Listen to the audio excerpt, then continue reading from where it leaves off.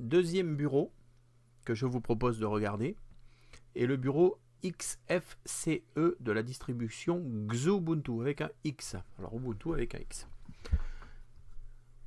La distribution XFCE, c'est un bureau léger. C'est ce qui est mis en avant dans cette distribution.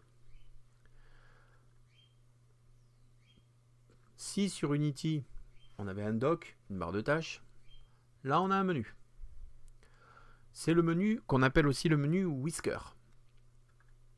Les applications d'un côté, je dirais les thèmes d'application de l'autre. Sachant que c'est quelque chose de paramétrable. Si vous cliquez droit dans les propriétés du menu Whisker, dans les comportements, positionnez les catégories de boutons du tableau de bord à côté. Et là, hop, c'est magique. On l'inverse. Et là, on retrouve un petit peu, pour ceux qui en ont le souvenir, un bureau qui est un petit peu proche de Windows XP. Ou voire même de Windows 7. Bon, avec beaucoup de différences. Je m'explique. Si vous pouvez... Voilà. Le menu est quand même un petit peu plus paramétrable. Alors, qu'est-ce qui différencie Ubuntu et Xubuntu, hormis le bureau? Rien du tout. Ce qu'on a sous le capot, c'est exactement la même chose. Et ce qui différencie, bien sûr, c'est le bureau. Alors, le côté intéressant, comme je l'ai dit, c'est un bureau très léger. Mais par contre, on retrouve, bien sûr, toutes les applications qu'on a sur Ubuntu, version Unity. Là, bon, tout à l'heure, sur l'autre vidéo, je ne l'ai pas montré, mais là, vous avez LibreOffice totalement installé. Le système de gestion n'est pas le même. Sur Ubuntu, c'est, si mes souvenirs sont exacts, un gestionnaire de logiciels qui s'appelle Fichier. Là, celui-là, il s'appelle Tunar. Plus simple, mais franchement, super opérationnel.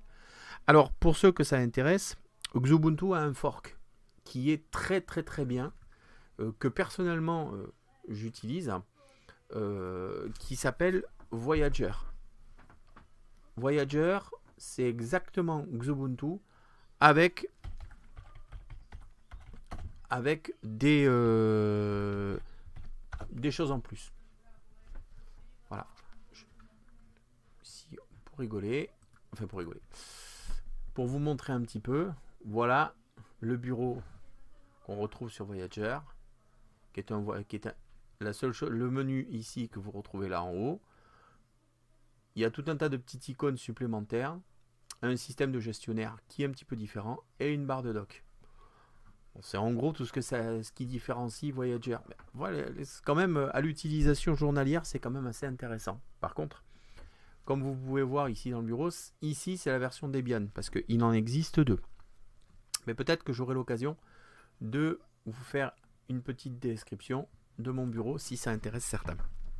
Au jour d'aujourd'hui, Xubuntu, on peut voir les choses telles qu'elles sont, c'est-à-dire un système de gestionnaire de fichiers très simple, bureau très simplifié, le gestionnaire de paramétrage d'alimentation, le système réseau, le son, la date. Simple, clair, facile, léger. Ça peut s'adresser à des machines un petit peu anciennes.